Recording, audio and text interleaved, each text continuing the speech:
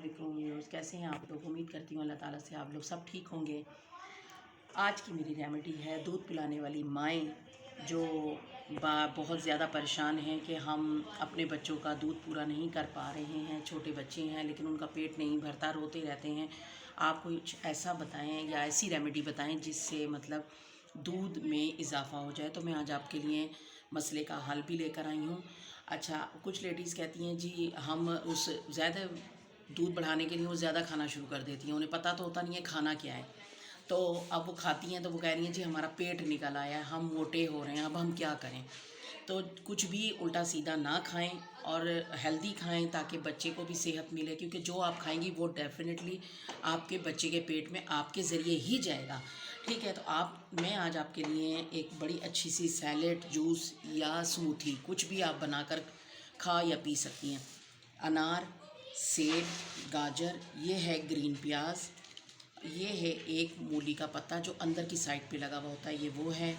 ये है धनिया, काली मैंने काली मिर्च का, हरी मिर्च, एक हरी मिर्च, और ये है अदरक का टुकड़ा। अच्छा, आपने क्या करना है, अगर आप जूस पी सकती हैं इन सब का आपने जूस निकालना है।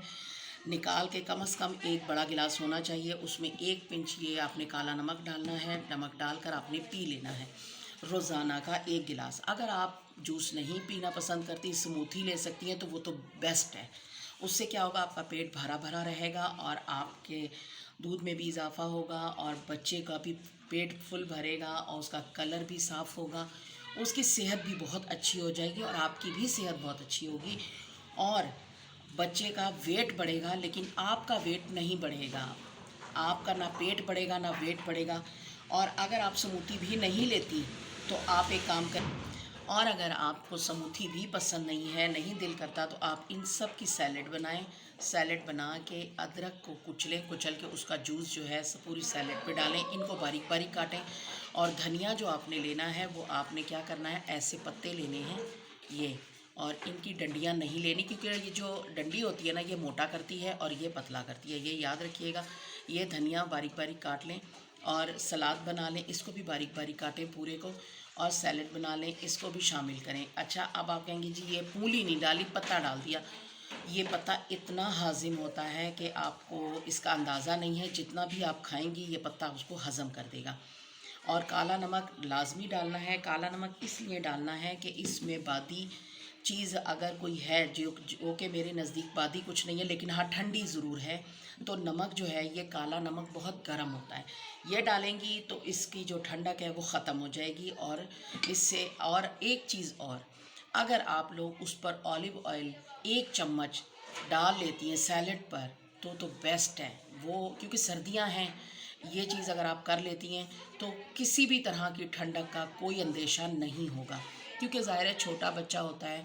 छोटे बच्चे को अगर आप कोई सकील चीज़ यानी कि सख्त चीज़ खा लेती हैं और आप उसको दूध देती हैं, जो चने की दाल, चने वगैरह ऐसी कोई भी चीज़ खाती हैं, फ़ौरन बच्चे के पेट में दर्द हो जाएगा। ये याद रखिएगा, जो आप खाएंगी बच्चे को वही कुछ जाता है और उसे फ़ायदा आपने देना है, नुकसान भी आप ही देंगी।